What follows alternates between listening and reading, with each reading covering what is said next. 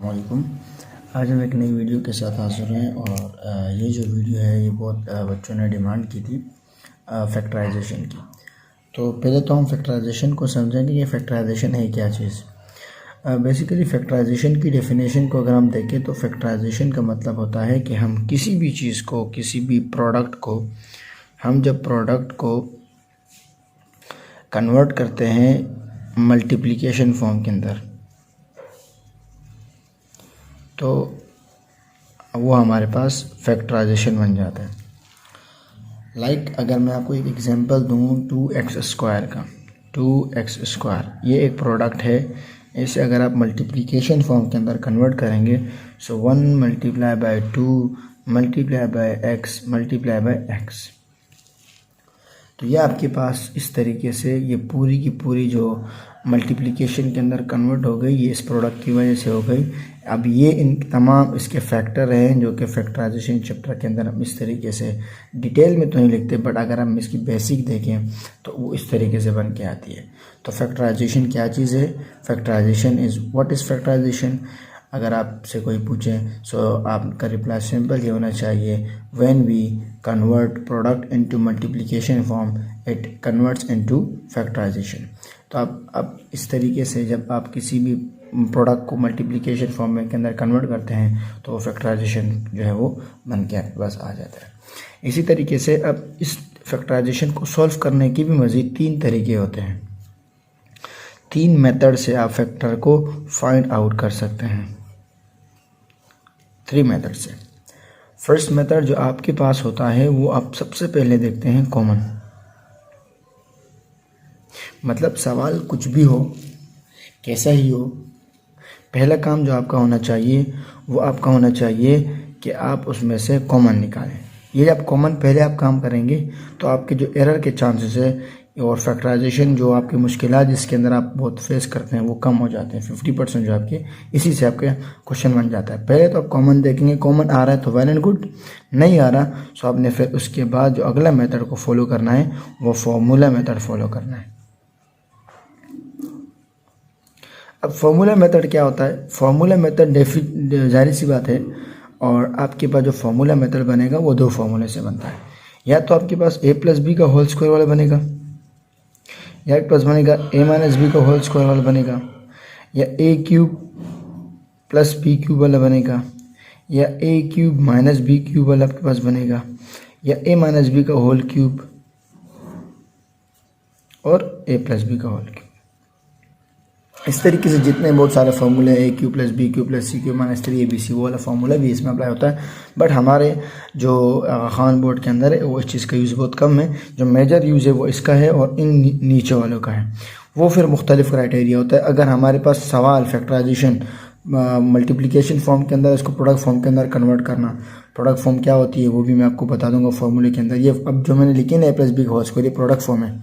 ए plus b का whole square product form है। जो इसके आगे जो वैल्यू आती है दूसरी के a square plus 2ab plus b square, वो उसकी जो है वो फैक्टर फॉर्म बोल दो या मल्टीप्लिकेशन फॉर्म बोल दो उसको।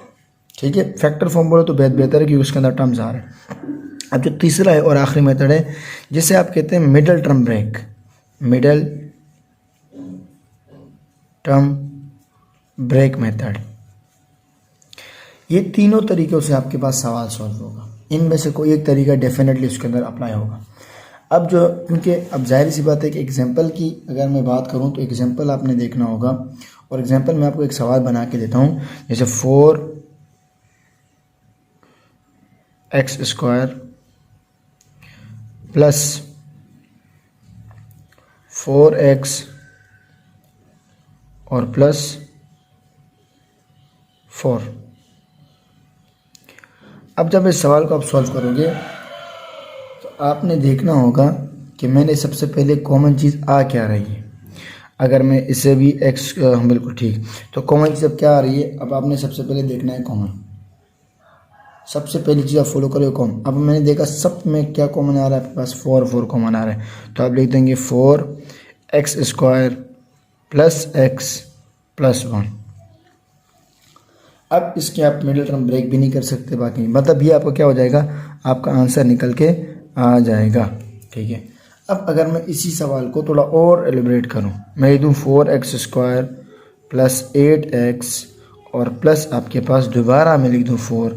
अब क्या होगा, अब भी दोबारा आपके पास जो कॉमन आएगा वो आपके पास कॉमन निकल के आएगा, 4 कॉमन निकल के आएगा, क्योंकि 4 के टेबल में 4 भी आता है, 4 के टेबल में 8 भी आता है और 4 के टेबल में ये वाला 4 भी आएगा। अब 8 मैंने कॉमन क्यों नहीं दिया, अब अगर हम 8 कॉमन यहाँ लिख देते फॉर एग्जांपल, तो 8 के टेबल में तो 4 नहीं आ सकता, 8 के टेबल में सिर्फ 8 आता, ये दो 4 जो है वो वैसे के वैसे रह जाते हैं। तो इसका मतलब जब हम कॉमन देखते हैं तो हम इस 8 को ब्रेक कर देते हैं।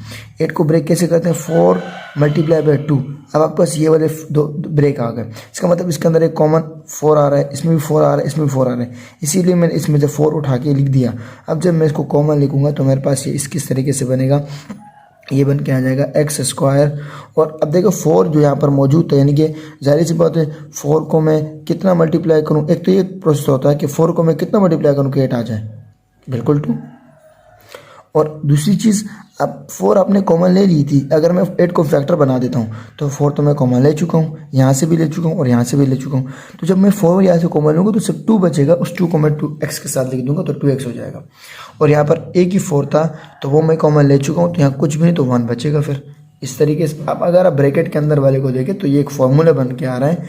कौन सा फॉर्मूला बन के आ रहा है, 4 तो आप कॉमन ले चुके हैं। अब आप ब्रैकेट ओपन करें, पहले आपके पास है a², फिर साइन ए प्लस लिख दे दो ब्रैकेट 2ab प्लस b²।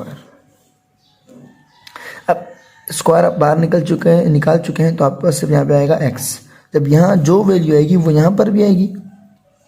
अब 1 का स्क्वायर तो 1 ही रहेगा, और इस तरीके से जब यहाँ पर 1 आएगा तो यहाँ पर भी 1 आएगा। अब देखें मिडिल टर्म भी बन गई, 2x 2x 2x 1 2x, और पूरी वैल्यू फुलफिल हो गई। और यहाँ पर एक फार्मूला भी फॉर्म बन गया। कौन से फार्मूले की फॉर्म बन गई, अब देखें ये a² था, फिर प्लस 2ab और प्लस b²। इसको जब मैं सॉल्व करूँगा तो आपके पास वैल्यू क्या बनेगी, a प्लस b का होल स्क्वायर। तो मैं जब इसको लिखूँगा 4 और मैं इसको इस फॉर्म के अंदर है, मैं इस फॉर्म के अंदर अब इसको कन्वर्ट करूँगा तो मुझे a और b का पता होना चाहिए। a की वैल्यू मुझे ये निकाल के देगा, b की मुझे वैल्यू ये निकाल के देगा। इन दोनों, क्योंकि यहाँ पर 2ab होता है, देखो 2ab, यहाँ पर a² और b² है तो यार a² और b²। इन ब्रैकेट के अंदर में से भी आप a की वैल्यू को फाइंड करोगे और ब्रैकेट के अंदर जो है b की वैल्यू है, बट ये सिंपल रहेगा। 2ab होता है तो a की वैल्यू x हो जाएगी और b की वैल्यू आपके पास क्या हो जाएगी, वो आपके पास हो जाएगी, आपको वाला करे 1 हो जाएगी। तो इस तरीके से होल स्क्वायर फार्मूले पे साथ भी ये भी है, तो ये आपके पास पूरा का पूरा आंसर बन के आ जाएगा। तो आप इंशाल्लाह मज़ीद इसकी वीडियो को मैं अपलोड करूँगा अपने चैनल पे बहुत जल्द। इसके पहले सवाल को जो आपके ऊपर ये जो पूरी कंडीशन है इसको भी मैं अप्लाई करूँगा, इस पूरे SLO को फॉलो करूँगा। तो आप मेरी वीडियो को जो है उसको ज़रूर देखें और ये आप लोग के लिए, और इस तरीके से जो है वो इंशाल्लाह ताला मैं अगली वीडियो से हाजिर होऊंगा। उस वक्त तक अपना ख्याल रखिए। अल्लाह हाफ़िज़।